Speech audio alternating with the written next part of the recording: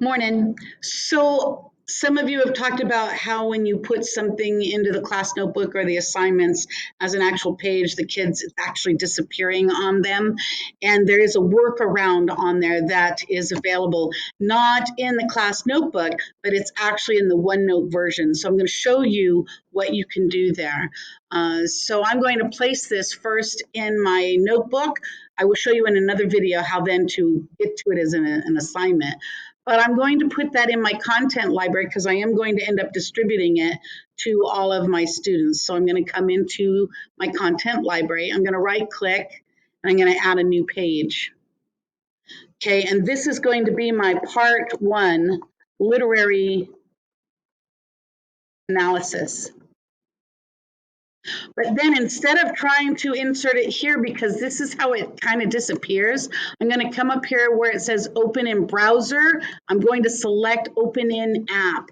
What that's going to do is open Microsoft OneNote, where I can do a really cool thing with these documents that I need to use. So if I log that again, there it goes.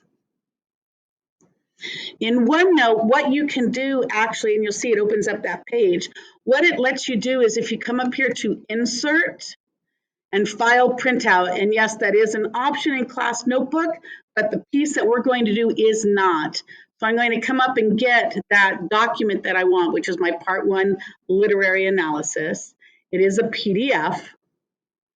And again, you can do this piece in class notebook, but the next part is what makes it kind of unique to the OneNote, and it's what keeps it from disappearing.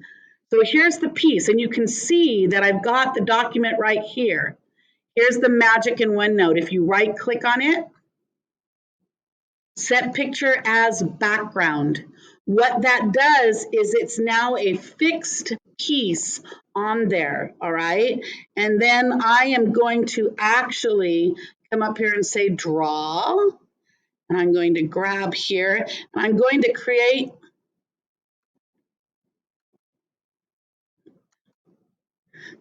a box. I'll do that in class. I can do that in class notebook. Anyway, so here's the piece, and I'm going to show you now how I've done this page here in my OneNote, okay? And then I can go ahead and close my OneNote, resume editing here.